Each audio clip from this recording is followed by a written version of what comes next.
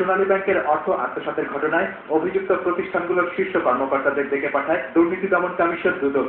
এরই অংশ হিসাবে রোববার সকালে কমিশনের তদন্ত দলের মুখোমুখি হন অভিযুক্ত এক প্রতিষ্ঠান ডিএন স্পোর্টসের চেয়ারম্যান মোতাহের উদ্দিন চৌধুরী সহ 3 কর্মকর্তা। এরপর কমিশনের বেলা 2টায় আসে সোনালী ব্যাংকের অর্থ লোপাটের অন্যতম নায়ক হলমার্কের ব্যবস্থাপনা পরিচালক তানভীর মাহমুদ সহ 3 কর্মকর্তা। দুদকের 3 ঘন্টা জিজ্ঞাসাবাদ শেষে সাংবাদিকদের মুখোমুখি হয়ে তানভীর মাহমুদ বলেন, মন্ত্রী উপদেষ্টাদের সহায়তা ছাড়াই নিয়ম মেনে ব্যাংক থেকে ঋণ নিয়েছেন তিনি। অস্বীকার করেন সাংবাদিক নির্যাতনের ঘটনা। 2600 কত কোটি টাকা আমি লোন নিচ্ছি।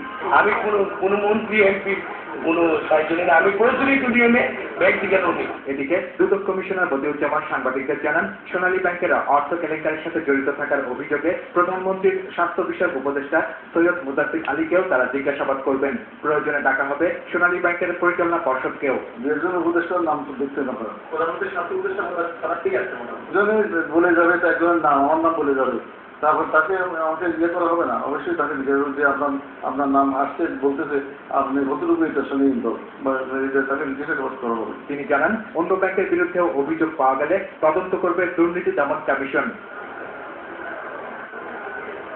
শাহরিয়ার ইমন, বৈশাখী নিউজ, ঢাকা।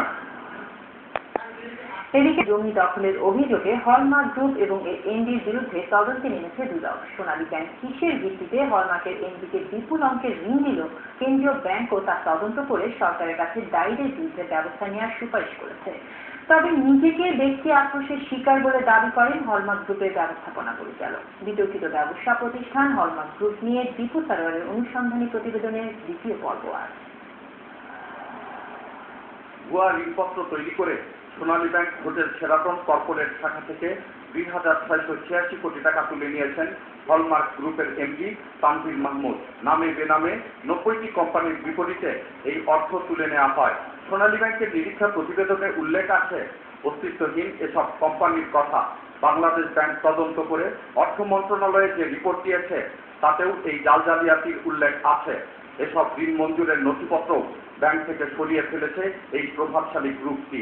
ঋণের সমুদায় টাকা 4টি বিদেশি ব্যাংক সহ 26টি ব্যাংকের বিভিন্ন শাখায় স্থানান্তরের পর তা তুলে নেয় হলমার্ক। কিভাবে এই ঋণ দেওয়া হলো তা জানতে চাইলে এড়িয়ে যাওয়ার চেষ্টা করেন সোনালী ব্যাংকের শেরাটন শাখার ডিজিএম আবুল হোসেন। রেকর্ডগুলো মেবি চেঞ্জ, কারণ এই অনিয়ম করবে সেই জন্য। হলমার্ক কেলেঙ্কারি নিয়ে ব্যাংকের কর্মকর্তা কর্মচারীরাও ক্ষুব্ধ। বন্ধকের জমির ব্যাপারেও প্রশ্ন আছে, প্রায় 50টার মতো মামলা আছে, জিডি করা আছে।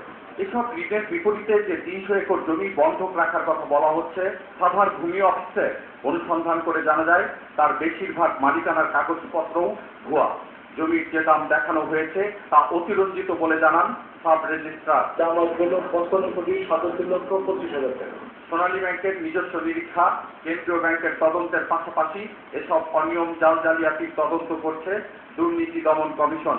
অর্থ আত্মসাৎ প্রক্রিয়ায় জড়িত অন্তত 50 জনকে জিজ্ঞাসাবাদ করবে দুদক।